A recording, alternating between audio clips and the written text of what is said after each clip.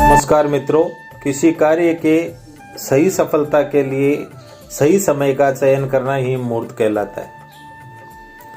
संस्कृत में उक्ति है, प्रयोजनम अनुद्दिश्य मंदः अपि न प्रवर्तते, अर्थात बिना किसी प्रयोजन व उद्देश्य के मूर्ख भी कोई कार्य नहीं करता।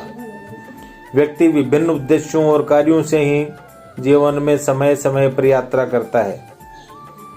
जब हम किसी विशेष प्रयोजन या कार्य से कोई यात्रा करते हैं तो हमारी यही अपेक्षा रहती है कि जिस प्रयोजन से हम यात्रा कर रहे हैं उसमें हमें सफलता प्राप्त हो। यात्रा से पूर्व हमारे मन में अनेकों प्रश्न उत्पन्न होते हैं। यथा मेरी यात्रा कैसी होगी, वह यात्रा से वांछित परिणाम प्राप्त होगा या नहीं। वास्तव में मन में उत्पन्न होने वाले अनेकों शंकाओं का समाधान उस मुहूर्त पर निर्भर करता है जिसमें हम यात्रा करते हैं। कहा भी गया है, कालः एवं श्रेष्ठ। ज्योतिष आचार्यों के अनुसार यात्रा के लिए जब मुहूर्त देखा जाता है तब यात्रा से मुख्यतः ये देखा जाता है कि यात्रा का मूल उद्देश्य क्या है, यात्रा की दूरी तथा उसका मार्ग क्या है। जैसे सड़क मार्ग है या जल मार्ग है या वायु मार्ग है या फिर रेल मार्ग है। आप किस मार्ग से यात्रा कर रहे हैं तथा किस प्रकार के साधन का उपयोग करने वाले हैं। वर्तमान समय में अपने साधन का प्रयोग ज़्यादा होने लगा है तथा दुर्घटना भी। सामान्यतः जब दुर्घटना हो जाती है तब हमारे मुख से ये शब्द निकलता है कि जाने हम किस घड़ी में निकले थे कि ये दिन देखने को मिला। आज का नक्षत्र ही ठीक नहीं है, किसका चेहरा देखकर निकले थे इत्यादि। परंतु इन विचारों के बावजूद भी हम जब अगली यात्रा करते हैं तो कम से कम शुभ दिन का भी ख्याल नहीं रखते और मन में ये भावना रखकर निकल जाते हैं कि छोड़ो न, जो होगा देखा जाएगा।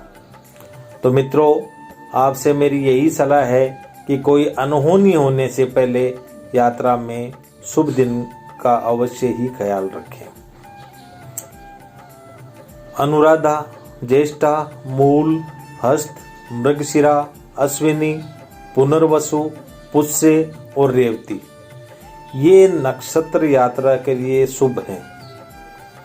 आर्द्रा, भरणी, कृतिका, मघा, विशाखा और अश्लेषा ये नक्षत्र त्याज्य हैं।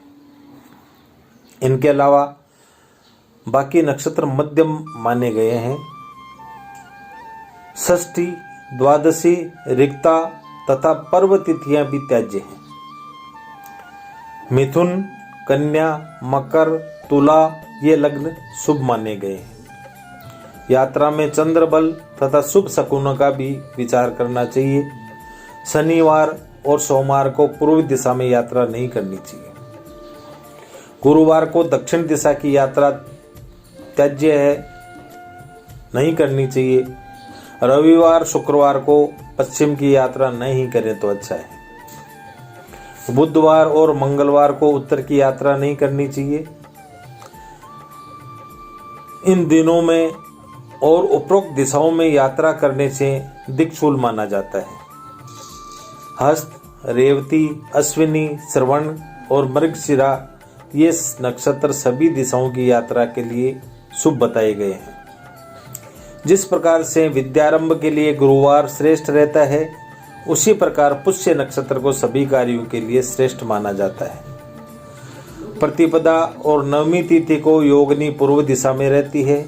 तृतीया और एकादशी को अग्निकोण में, त्रयोदशी और पंचमी को दक्षिण दिशा में, चतुर्दशी और षष्ठी को पश्चिम दिशा में, पूर्णिमा और सप्तमी को वायु कोण में, द्वादशी और चतुर्थी को नैऋत्य कोण में, दशमी और द्वितीया को उत्तर दिशा में, अष्टमी और अमावस्या को कोई ईशान कोण में योगिनी का वास रहता है। वाम भाग में योगिनी सुखदायक पीठ पीछे वांछित सिद्धिदायक, दाहिनी और धननाशक और सम्मुख मौत देने वाली होती है। यात्रा के लिए प्रतिपदा श्रेष्ठ तिथि मानी जाती है। द्वितीया कार्य सिद्धि के लिए, तृतीया आरोग्यदायक, चतुर्थी कलह प्रिय, पंचमी कल्याणप्रदा, षष्ठी कलहकारिणी, सप्तमी बक्षयपान सहित, अष्टमी व्याधिदायक, नवमी मौतदायक, दसवीं भूमि लाभप्रद, एकादशी स्वर्ण लाभ करवाने वाली, द्वादशी प्राणनाशक और त्रयोदशी सर्व सिद्धिदायक होती है। त्रयोदशी चाहे शुक्ल पक्ष की हो या कृष्ण पक्ष की, सभी सिद्धियों को देती है। पूर्णिमा एवं अमावस्या को यात्रा नहीं करनी चाहिए। तिथि क्षय, मासांत तथा ग्रहण के बाद के 3 दिन यात्रा नुकसानदायक मानी गई है। अब आइए पंथा राहु विचार करते हैं। दिन और रात को बराबर 8 भागों में बांटने के बाद आधा आधा प्रहर के अनुपात से विलोम क्रमानुसार राहु पूर्व से आरंभ कर चारों दिशाओं में भ्रमण करता है।